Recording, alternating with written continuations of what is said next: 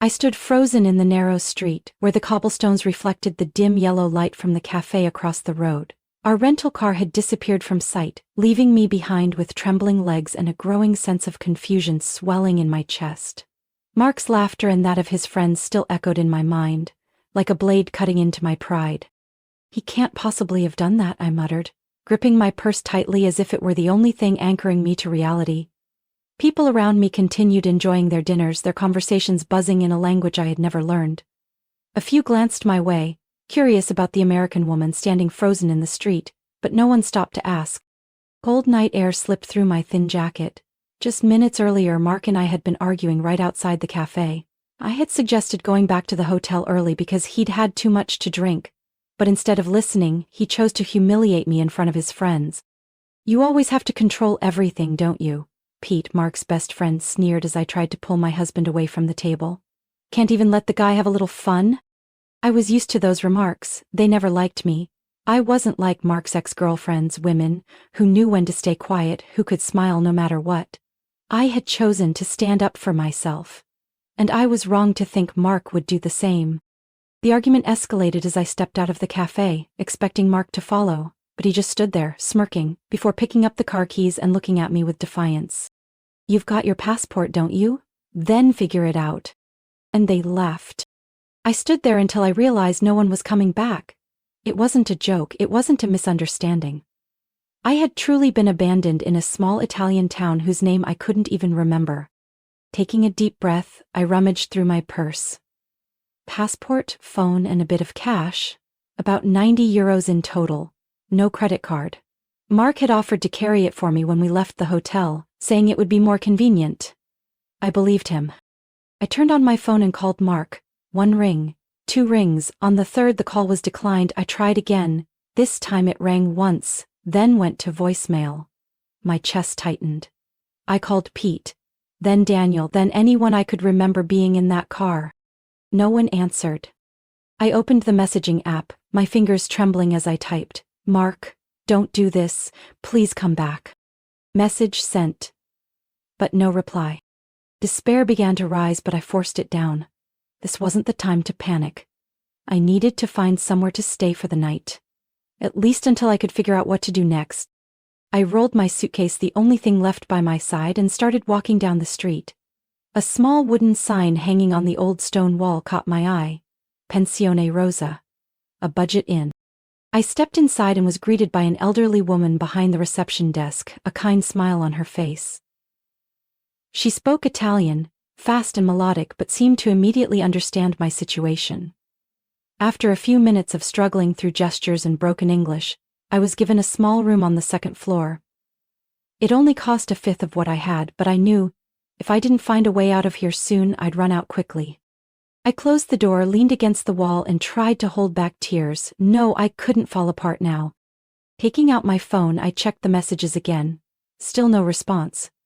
I tried calling Mark again, and this time, what I saw on the screen made my heart sink. He had blocked me? I stared at the phone screen, a hollow feeling spreading through my chest. Mark hadn't just refused to take my call, he had cut me off completely. His friends had too. A part of me still clung to the fragile hope that this was all just a cruel joke taken too far.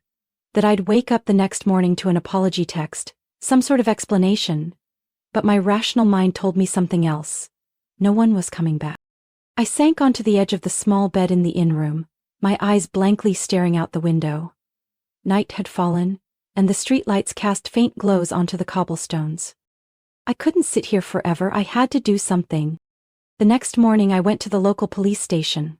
A young officer greeted me with a patient expression, but as I told him my story using the simplest English I could manage, I realized this wasn't going to be a priority for them. "Your husband left you here?"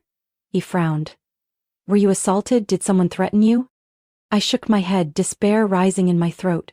"No, but I have no way to leave. He took my credit card, and his friends won't respond either." The officer sighed, flipping through his notebook. "We can file a report, but this isn't a criminal matter. You still have your passport, right? You can call family or friends for help." I bit my lip. I could call my mother, but I knew what would happen. A barrage of judgmental words. "I told you, Mark couldn't be trusted, you didn't listen, what do you want me to do now?" I could call some friends, but who would actually help me when my marriage had long pushed them away? I nodded numbly, thanked him, and left. Nothing had changed. I was still stuck. That afternoon I wandered the small town, my mind blank. Everything around me remained beautiful, peaceful, as if nothing unusual had happened. Tourists sipped espresso outside cafes, local vendors hung strings of ripe tomatoes on wooden racks. But to me, this place felt suffocating, like a cage I couldn't escape. I stopped in front of an old pawn shop, my eyes dropping to my hand. The wedding ring. Mark had bought it in our 3rd year of marriage, a small but elegant diamond meant to symbolize the promise he once made to me. I had worn it even through the worst days of our marriage, trying to hold on to something that had long been gone. But now, it was just a meaningless piece of metal. I stepped inside. The shopkeeper, a middle-aged man with sharp eyes, watched me closely as I took off the ring and placed it on the counter. He picked it up, examined it for a while, then shook his head. "It's worth more than this, but I can only offer you this much." He pushed a stack of euros toward me. Less than its real value, but enough to get me out of here. I nodded without bargaining. Money was the only thing I needed right now. I returned to the inn, opened the map on my phone and scrolled through the list of bus routes leaving the town. I could go back to Rome and find a flight home to the US from there. But the thought made me hesitate. Going back meant facing questions, pitying looks, gossip. It meant being pulled back into a life I had spent too many years molding myself into, a version of me I no longer recognized. I looked at the map again, and for the first time my eyes stopped on an unfamiliar name. Greece. A strange feeling crept over me. I had no one to call, no one to return to, so why not try? I didn't know exactly where I was going or what I would do, but at least the path ahead was mine to choose. And so I bought a bus ticket to the nearest ferry port. That night I stood on the deck of the ship, sea wind whipping through my hair as the lights from the shore faded into the distance. I closed my eyes and took a deep breath. Nothing tied me to the past anymore. Mark thought he left me behind to break me. But he didn't know, he set me free. The Greek sun was so bright I had to squint as I stepped off the old bus. I didn't know exactly where I was, only that this was the final stop, and in the distance, a small village nestled among rolling hills. I pulled my suitcase down a dusty dirt road, my body aching after the long journey from Italy. I didn't have much money left, just enough for a few meals and a cheap place to stay, but what I had more than anything was freedom, and an uncertain future. The village was quieter than I expected. Whitewashed houses with red-tiled roofs peeked through dark green olive groves, vibrant bougainvillea vines climbing stone walls, casting shadows over winding cobblestone paths. I kept walking, my body growing heavier. The harsh sun brought sweat to my forehead, and each step felt slower. How long had it been since I had a proper meal? My body cried out from hunger and exhaustion. My legs buckled as I crossed an olive field, the silver-green trees stretching to the horizon. I wasn't sure how far I'd gone, but the dizziness was intensifying. Everything before me blurred into shimmering streaks of light. Then, unable to go any further, I collapsed, my head spinning. My breaths grew shallow, and then everything went black. When I opened my eyes, the first thing I saw was a rough wooden ceiling, old beams stretching across my view. The scent of herbs and olive oil drifted through the air, soft and warm. I blinked and realized I was lying in a simple bed, a light blanket draped over me just enough to make me feel safe. A creak echoed from the corner of the room, and I turned toward the sound. An older woman, gray hair neatly pinned behind her head, was stirring something in a bowl at a small kitchen table. When she saw me awake, she smiled. Warm brown eyes filled with kindness. "Ah, you're awake," she said, her English hesitant but understandable. "Don't sit up yet. You're still weak." I swallowed hard, my throat dry. She quickly understood, poured a glass of water and brought it to the bedside. I drank deeply, the coolness rushing down my throat like salvation. "What's your name?" she asked. "Duna," I whispered. "I'm Sophia," she replied. "My husband is Leon. We found you in the olive grove. You fainted from hunger and exhaustion." I closed my eyes, hazy memories flooding back. The blazing sun, heavy steps, the sudden collapse. I gave a faint nod, unsure of what to say. Sophia didn't press. She simply placed a warm bowl of porridge in front of me, its aroma making my stomach ache with longing. I picked up the spoon and began to eat, one bite at a time in a comforting silence. Sophia and Leon lived in a small house in the middle of their olive farm. Everything here was simple but full of life, from the backyard garden overflowing with vegetables, to the jars lined up along the porch collecting morning dew. I hadn't planned to stay long, just until I felt well enough to leave. But in the days that followed, things didn't go as I had planned. Sophia was a quiet woman, but she cared for me as if I were family returning home. She never pushed me to share my past or questioned why I was here. Instead, she taught me how to properly dry oregano leaves, how to tell when olives were ready for harvest. Leon, her husband, was a quiet man with sun-weathered skin and gentle eyes. Every morning he tended the olive fields, and in the evenings he sat on a wooden chair on the porch, sipping herbal tea, occasionally exchanging a few simple but sincere words with me in broken English. I realized the longer I stayed, the less I thought about Mark, the less I thought about what he did to me. The anger slowly faded, replaced by a calm I never knew during our marriage. And what surprised me most was that this feeling wasn't as frightening as I had imagined. 1 week passed, then 2. I still hadn't left. Sophia never said anything about it. One afternoon, as I helped her rinse freshly picked vegetables, she simply placed a new apron on the kitchen table, a wordless sign. I was no longer a guest. I was part of this home. And for the first time in years, I felt like I belonged somewhere. My days at Sophia and Leon's farm slowly turned into weeks, then months. At first, I only meant to rest until I was strong enough to leave, but as each day passed, that intention quietly faded. Every morning I woke before the sun, stepping out onto the porch with my hair tied up, bare feet touching the cool earth. No more restless sleep from stress or rushed mornings making coffee for Mark before he left for work. Here, time moved slower, but it felt fuller. Leon began teaching me how to work in the olive grove. He didn't say much, but his patience made me feel at ease. In the mornings I followed him to the fields, bare hands touching the rough branches, learning how to recognize when the olives had reached perfect ripeness. The work wasn't as easy as I thought. I used to imagine harvesting olives was just plucking them off. But in reality it required technique and care. Too much force and the branch could be damaged, affecting the next season's yield. Gentle, Leon instructed, placing a large basket beneath the tree. Let it fall naturally. I followed his lead, clumsy at first, but soon I found my rhythm. After just a week, small calluses formed on my hands, but I didn't mind. My body was changing. Stronger, leaner. I didn't need a gym routine anymore. This work was the best exercise I'd ever had. In the afternoons I helped Sophia in the kitchen. She taught me how to press olive oil by hand, how to sort the fruit by quality. The best olives would become extra virgin oil while the lesser ones were used for soap or sauces. For the first time I felt like I was doing something truly meaningful. Not the fancy dinner parties or social gatherings Mark used to drag me to, but something real, something that mattered. Not only did I settle into the work on the farm, I gradually became part of the rhythm of life in the small village. Every Saturday Sophia took me to the local market where farmers sold vegetables, olive oil, cheese, and handmade bread. I got to know the vendors, listened to their fast-paced Greek chatter that I could only guess at. But I didn't give up. I started learning simple phrases. Hello, thank you, how much? And little by little I could understand short conversations. One day, Sophia took me to visit her friend Maria, who made soap from olive oil. I watched her mix ingredients, stirring the blend until it thickened. Maria smiled when she saw my curiosity. Would you like to try? She asked, handing me a wooden spoon. I nodded, feeling a strange excitement as I stirred, slowly sensing the texture shift beneath my hand. Maria explained that the soap had to dry for several weeks before it could be used. I listened carefully, as if discovering an entirely new world. As time passed, I was no longer just a guest. I began suggesting new ideas to Sophia and Leon on how to manage the farm more efficiently.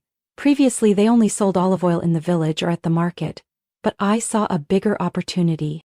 We could design nicer packaging, I suggested one evening as we sat by the fireplace. Or create a website to sell online. Sophia looked at me, a bit hesitant. We don't know anything about that. I can help, I said confidently. I used to work in interior design, but the basic principles of aesthetics and marketing are the same. She was quiet for a moment, then nodded. Let's give it a try. I got to work. During the day, I continued helping Leon with harvesting and plant care. At night, I sat at the small wooden table, sketching new labels, building a simple website, and photographing the olive oil bottles in natural light. I even reached out to a few restaurants in nearby towns, offering samples of our product. And then, something amazing happened. One restaurant placed an order. Sophia couldn't believe her eyes when she saw the first invoice. She held it in her hands like she was afraid it might disappear. "You did it," she whispered. "No," I shook my head, smiling. "We did it." 3 months had passed since I arrived at Sophia and Leon's olive farm. Time had moved faster than I expected. I had grown used to the rhythm here. Early mornings in the grove with Leon, afternoons helping Sophia press oil, bottle it, and organize it for the weekend market. The work wasn't easy, but with each day, I felt a part of myself being renewed. My body had changed. Stronger, healthier. I was no longer the woman trapped in a controlling marriage, constantly shrinking herself to please someone else. I no longer woke up with bitter thoughts about Mark or the old life full of pressure and dissatisfaction. Instead, I woke to sunlight streaming through the window, the smell of fresh bread in the kitchen, and a peace I had never known. One afternoon, after sealing the final bottle in an upcoming shipment, Sophia placed a cup of tea in front of me. She pulled out a chair across the table, her eyes thoughtful. "Donna," she said slowly, her voice as warm and steady as always, "have you ever thought about staying here long term?" I paused, surprised by the question. "I think? I've already stayed quite a while." Sophia smiled. 3 months is not long in a lifetime, my dear." I chuckled softly, gently turning the teacup in my hands. She was right. "Leon and I have talked," she continued. "We're not young anymore. The work is getting heavier each day. And you're not just a guest anymore." I looked up at her, my heart beating a little faster. "We want you to be a part of this farm," she said firmly, "not just as a worker, but a true partner. You've helped us so much, not just with the labor, but with a whole new perspective. We want you on this journey with us." I was stunned. This wasn't something I ever imagined when I first came to Greece. I thought I was just a lost soul trying to escape the past. But now, I didn't feel like I was running anymore. I had built something here. A new life, meaningful work, a place where I truly belonged. I didn't need time to think. "I'm honored," I said, my voice trembling with emotion. "I'll stay." Sophia laughed, her eyes gleaming with joy. She reached across the table and gently squeezed my hand. "Good," she said, "we have plenty to do." That night, I sat on the front steps of the house, looking out at the wide courtyard where ancient olive trees stood tall under the moonlight. I thought back to the first time I arrived. Lost, afraid, unsure of where to go or what to do. I once believed my life revolved around Mark, that without him I had nothing. But now I knew that was a lie. I had built something of my own. Mark no longer controlled me. His words, the limitations he placed on me throughout our marriage, all of it was meaningless now. I was free. And more importantly, I was no longer afraid of the future. I closed my eyes, feeling the night breeze brush against my skin. For the first time in years, I didn't think of the past with bitterness. I only thought of tomorrow, and tomorrow, I knew I would wake up, keep working, keep living the new life I had chosen. The afternoon at the farm was as peaceful as any other. I was inspecting freshly pressed olive oil bottles, sunlight streaming through the porch roof casting a soft glow across the wooden table. Sophia sat beside me, carefully arranging labels, occasionally looking up with a satisfied smile. Everything felt in place. I had found the peace I never had in my old marriage. But I didn't know that peace was about to be shaken. An engine rumbled outside the farm gate. I frowned. Hardly anyone drove out here. Most villagers walked or used small trucks for deliveries. I stood up, wiped my hands on my apron, and stepped outside. A sleek black car stopped in the dusty courtyard. When the door opened, my heart froze. "Mart."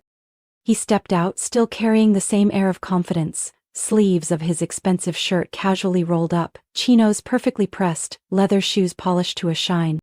But what sent a chill down my spine was the look in his eyes. Not anger, not sadness, but the gaze of someone convinced he would win. I said nothing, I just stood there, waiting. Finally found you, Mark said, his voice as steady as ever. Had to hire a private investigator, Donna. Do you know how much trouble you've caused me? I folded my arms, keeping my voice calm. What are you doing here? He let out a dry laugh, stepping closer. We're going home. I raised an eyebrow. Which home exactly? He sighed like he was speaking to a stubborn child. Don't do this, Donna. This little tantrum has gone on long enough. You know you don't belong here. You're running away, but you can't run forever. I clenched my fists, but didn't flinch. You think this is a tantrum? I gave a short laugh. Mark, you left me in a strange town with no money, no way to contact anyone, and now that I've built a new life on my own, you show up to drag me back? His eyes darkened. I was wrong to leave you, I admit that. His voice was slow, deliberate. But you can't be serious about this. Working on a farm? Selling olive oil? He chuckled. Donna, you don't belong in this kind of life. I didn't blink. Then where do you think I belong? At home, he said firmly. Back to the life we built for years. Do you know how many people have asked me about you? Friends, coworkers, they all want to know why you disappeared. It's embarrassing. I gave a quiet laugh, feeling the irritation rising in my chest. Ah, so it's not because you missed me. It's because I embarrassed you. Mark gritted his teeth. You're acting like I'm the worst person in the world. No, I said. You're not evil. But you're selfish. You always saw me as part of your plan, never once really caring about what I wanted. He shook his head, frustration flashing in his eyes. Donna, be realistic. Staying here isn't an option. I took a step back and reached into my jacket pocket, pulling out a folder I had prepared long ago. Mark stared at it. What's this? I handed it to him, divorce papers. His face darkened. You've got to be kidding. No. I looked him straight in the eyes. I've already signed them, it just needs your signature. I don't belong to that old life anymore. He stood silent for a long moment. I saw his jaw tighten, his fists clench, but he said nothing. Donna, his voice dropped low. You'll regret this. I took a deep breath, feeling the soft breeze against my skin. Maybe, but I'd rather regret my own choices than live in regret because someone else decided my life for me. Mark stared at me for a long time, then yanked the folder from my hand. He didn't say another word. He turned, opened the car door and drove away. I stood there watching the car disappear down the dusty road. A gentle hand rested on my shoulder. I turned to see Sophia standing there, her eyes filled with strength and understanding. Are you okay? She asked. I nodded, and for the first time in my life I truly felt free. The sun was setting behind the olive trees, casting a soft orange glow across the fields. I stood on the porch, holding a cup of herbal tea, feeling its warmth spread through my fingers. Down the hill, Sophia and Leon were checking the latest batch of pressed olive oil in the storage shed. From here I could hear their voices. Familiar sounds I had grown used to over the months I'd spent in this place. Mark had left 3 days ago, taking the divorce papers I had already signed. I didn't know if he was angry or hurt, and honestly, I didn't care anymore. The years of being controlled by Mark were over. And the most surprising thing was, I didn't feel any sense of loss. Not even a little. I was no longer the fragile woman who once believed love meant enduring everything. I had found myself in these olive fields, in the scent of herbs drifting through the window each morning, in the warm sunsets beside Sophia, in every golden drop of oil we poured into bottles for the market. I had found a new life, and I wouldn't trade it for one I no longer belonged to. Donna, give me a hand, Sophia called from behind. I set down the cup and walked quickly into the yard. In front of me were sacks full of freshly harvested olives ready to be taken to the pressing shed. Together, Sophia and I moved them inside, the olives rolling across the wooden floor, filling the air with the fresh scent of the new season. This batch will be heading to the market this weekend, Sophia said, wiping her brow. I heard a big restaurant from Athens wants to buy in bulk. I smiled. We'd come a long way since I first arrived. At the beginning, our olive oil was only sold within the village, but with a few packaging and marketing changes I had suggested, our product had started catching the attention of bigger restaurants and shops. Sophia looked at me, her eyes filled with pride. Donna, do you know something? If it weren't for you, this farm wouldn't have grown the way it has. I shook my head with a small smile. No, I just played a small part. Without you and Leon I wouldn't have had any chance at all. She patted my shoulder. Well, I'm very glad you chose to stay. And I knew she meant it. And I was glad I made that choice too. On Saturday morning, I went to the market with Leon and Sophia. The place bustled with colorful stalls, fresh vegetables, warm bread, handmade cheese, and jars of golden honey. We arranged our olive oil bottles on the table, neatly placing the new labels I had designed. I never imagined I'd one day be selling olive oil in a Greek market, but in that moment, I felt happier than I had ever been. A young woman walked up, picked up a bottle, and read the label curiously. "Where is this made?" she asked in English. I smiled. "Right at a farm not far from here. We hand harvest and press it ourselves." She nodded, eyeing me closely. "You don't look like a local." I smiled again. "I'm not. But this place is home now." She looked surprised for a moment, then smiled back. "Well, I'll try a bottle." I wrapped it in a paper bag, took the money and thanked her. As she walked away, I felt a warmth bloom in my chest. I used to think I was just someone lost, drifting with no direction. But now, I had a place in this community. I was part of the farm, part of this small village, part of a circle of people who welcomed me without judgment. That evening, back at the farm, I stepped out onto the porch and took a deep breath. The air was cool, filled with the scent of jasmine and olives carried by the breeze. I looked up at the star-filled sky, peace settling over me like a blanket. Mark tried to keep me in his world, but he was the one who pushed me here. If he hadn't left me in Italy that day, I might still be living a life I didn't belong to. But now, I had found myself. I was no longer the Donna I used to be. I had become someone else, strong, independent, and finally, free. And I knew that tomorrow when the sun rose I would step into the orchard again, feel the earth beneath my feet, brush my hands against the rustling olive leaves, and keep building the life I had chosen, one no one else controlled. Donna's journey wasn't just about betrayal, it was about rediscovery. From a woman trapped in a controlling marriage, she turned heartbreak into strength and found true meaning in a foreign land. Sometimes what feels like loss opens new doors, making us stronger, freer. Donna chose not to return to her past, but to build a life she truly owned. That's the power of rebirth. What do you think of Donna's journey? Would you be brave enough to leave the past behind and seek a new life like she did? Share your thoughts in the comments. And don't forget to follow the channel for more inspiring stories about life and family.